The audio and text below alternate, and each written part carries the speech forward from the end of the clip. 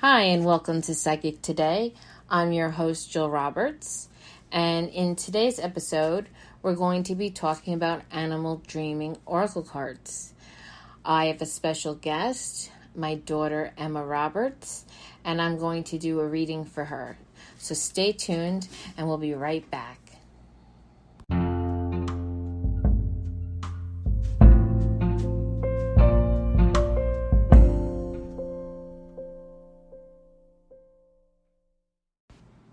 Hi, and welcome back to Psychic Today. I'm your host, Jill Roberts, and I have Emma Roberts here with me. Hi.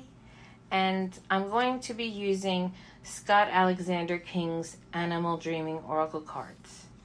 They're absolutely beautiful. There's 45 cards. I'm shuffling them right now for my daughter. And we're going to do a 3-card spread.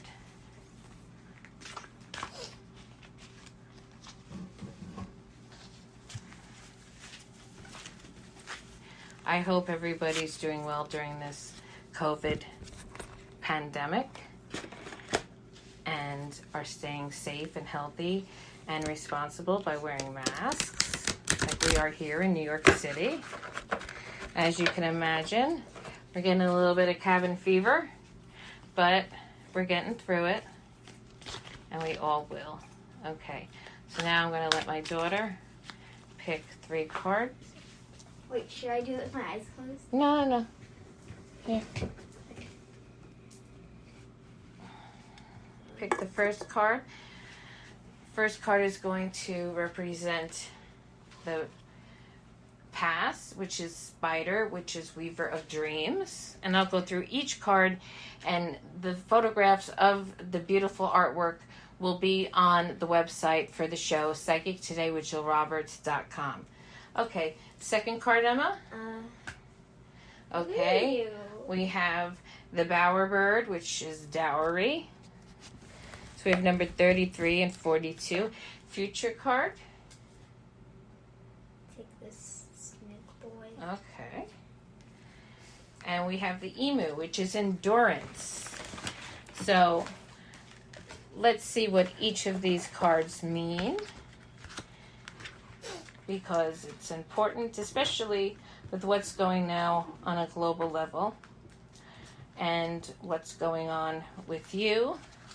These cards are not just for my daughter, they're for you, for anybody who is listening to this episode now, is when it's relevant. So the first card is the Spider, Weaver of Dreams. Spider, as the Weaver of Dreams, reminds us that we are the creatures of our own lives, that we alone choose the directions we take. Every night the spider weaves her web, and every morning she pulls it apart, fully prepared to reweave it later that night. Her web is a symbolic of life. We all are essential strands in the web of life. Each of us is imbued with strength and wisdom to make a vital contribution to the planet. So we are all intertwined. And this couldn't be demonstrated more so than what's going on with COVID-19. And not just here in the United States, not just here in New York City, but all over the world. Spiders encourage us to explore life and to investigate the strands that lead out from the center of our web. Some will offer reward and others won't. As we journey the positive strands, life seems abundant. A wrong turn, though, will present a strand that offers nothing. Life becomes difficult with all the attempts to free ourselves proving futile. The web of life is riddled with pitfalls, but also promises greatness to those prepared to take risks and work hard. As the Weaver of Dreams, Spider urges us to explore life and to reweave our web when our path becomes barren. She helps us reclaim our power and bring our dreams to fruition. She warns, however, that in order to open new doors, we must first close old ones by facing our fears and making choices that promise new beginnings. If Spider has woven her way into your cards today, you are being reminded of your role as a vital strand in the web of life. We all yearn to take control of our lives and to make a difference to the world. We all yearn to believe in ourselves, to have faith in the ability to heal and to realize our true potential. Well, you are being reminded that Spider nurtures the wisdom in you and make your healing possible and your life more abundant and fulfilling. Now is the time to acknowledge your vulnerabilities, face your fears, and strive to achieve your dreams. So embrace your purpose and your personal power. Spider is calling to you to reconnect with spirit and to remember that you are not apart from the world in which you live, but rather a vital thread in the universal tapestry. Without your input, the tapestry will fray and eventually fall apart. So Emma did a great job picking out the 3 cards. The second card is Dowry. It's card number 42 in this deck. And it has a bowerbird on it. The male bowerbird is famous for its bower, an arbor-like mating nest constructed from interwoven grasses, twigs, bark, and rootlets, looking more like a garden arch than a nest. When complete, the bower is decorated with found objects of beauty, odds and ends gathered with passionate intent as decoys to attract and inspire a suitable mate. Satin bowerbirds, for example, have a particular weakness for things colored blue, blue pen lids, blue drinking straws, pieces of blue paper, blue clothes, and blue bottle tops. Any discarded or lost item can make its way into the satin bowbird's nest, so long as it's colored predominantly in an attractive shade of blue. So the bowerbird raids outhouses and potting sheds, searching for its favorite plunder to take back to bower. Identifying acquisitiveness as its main weakness, the bowerbird validates its behavior by proclaiming it necessary of dreaming. And this is now another kind of dream web kind of card. It cleverly translates an obviously infatuated mindset into sensible and realistic preparations for the future. If I were to ignore its innate desire to gather and collect, the male bowerbird would have nothing to present to its prospective mate as a dowry. From the female bowbird's perspective, the male who collects the greatest amount of objects will prove to be the most suitable mate. The beauty of the bower is signifying a superior level of determination, dedication, and effort. As with all animals, potential mates are chosen depending on their deservedness and worthiness, with a belief that affirms the stronger the mate, the stronger the offspring, ruling their final decision. Accumulation and contribution are bowerbird's gifts to the people. Prudent observation of what is required while employing appropriate and constructive follow-up action is the message of bowerbird. It indicates that when you are ready for change of any sort, the trappings, the information, and resources required to ensure a successful and abundant future will be available. By appearing in your cards today, bowerbird is making preparations for the next phase of your life, encouraging you to begin gathering yourself together, all that you need to ensure a productive future for yourself. He is asking you to build your bower, to prepare your dowry, be it in the form of extra or further study, savings, self-worth, spiritual development, or something else. Or even just protection from COVID by wearing masks and gloves. This is an important part of what we're all going through right now. So if you stay tuned, I'll be right back with the Emu card, which is the last card in this spread. Hi, this is Jill Roberts from the show Psychic Today, and I want to talk about Anchor. If you haven't heard about Anchor, it's the easiest way to make a podcast. Let me explain. Number one, it's free. Number two, there's creation tools that allow you to record and edit your podcast right from your phone or computer. Number three, Anchor will distribute your podcast for you so it can be heard on Spotify, Apple Podcasts, and so many other different apps and platforms. You can make money from your podcast, and this is a biggie, with no minimum listenership. With so many other podcast creators out there that I've tried, I would only use Anchor. I mean, there's no fee. It's completely free, and everything is at your fingertips. It's everything you need to make a podcast in one place. So now download the free Anchor app or go to anchor.fm to get started. Again, that's Anchor, ANCHOR.FM, or download the Anchor app. And I can't wait to hear your podcast.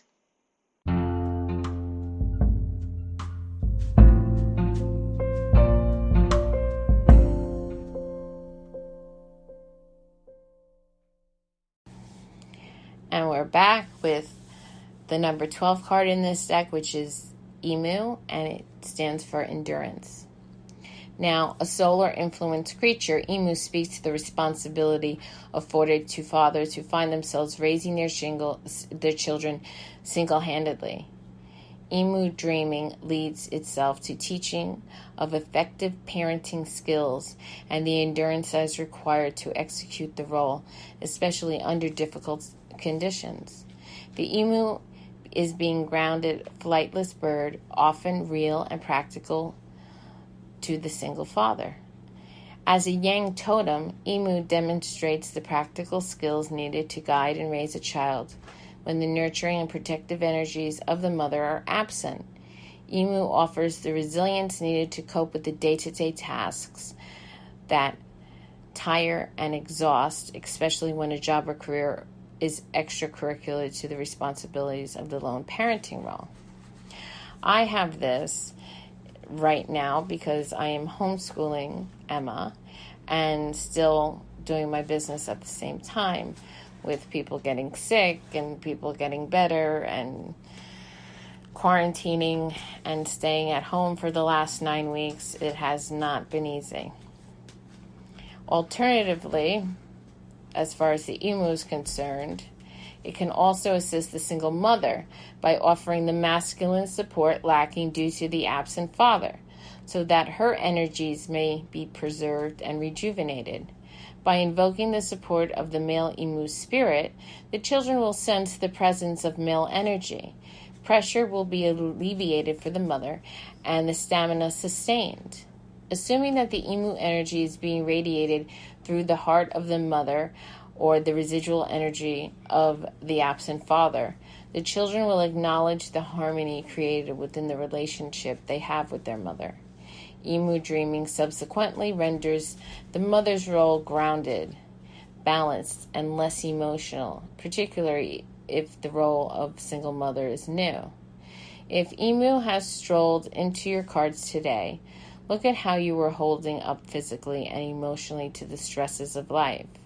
Perhaps you need to place yourself better so that you are able to maintain a manageable level of endurance. Emu provides a holistic approach to life that encompasses a healthy mind-body philosophy while encouraging you to seize the personal quiet time for replenishment whenever you're able to. Emu demonstrates how to integrate the possible and the positive, supportive aspects of both of our yin and our yang by drawing their wisdom into everything we do, thus enriching our view of the world and our place and that of our children within it. So, again, another appropriate card for what we're all going through. So, Emma, you did a really great job of picking out these cards. Thanks for having me. It was really fun. Yes, she cleared the cards, she picked them out, and so that's the reading for not only you, Emma, and myself, but for the audience listening whenever they're listening. Okay, goodbye. It was really fun doing this. I'm glad you had a great time and you were an excellent guest. Maybe we can have you over more often. Yeah. Bye. Bye, Emma. Bye. So that's my beautiful daughter, and I'm lucky to have her here helping me out. I know it's been a long time since it's been about a month since I've done a show, and that's because of all of the stresses that the emu was talking about. My partner, he's still working. He's an essential worker in the sense of he is security for a pertinent royal family that stays here in New York. And so he's been working, but he's absent. So I've had to help both of my children with work and everything else that goes along with raising children. So the emu could not be more pertinent for, I think, everybody who is homeschooling right now. Hopefully this will be over. It'll be over soon, as long as we do the right thing. And that is by wearing PPE and keep social distancing. So I wanted to talk about today the actual, what's behind these cards, the understanding of the animals. And it's a really long explanation, but it has its roots in shamanism and elementals and so much more. So I might just do a whole episode on that coming up soon within the next few days, and that'll give you more insight into these cards. But you don't need to have all of that information right now for this to make sense to you. So I hope you're all safe and healthy. And I can't wait to be back on here on a normal basis. Take care. Namaste.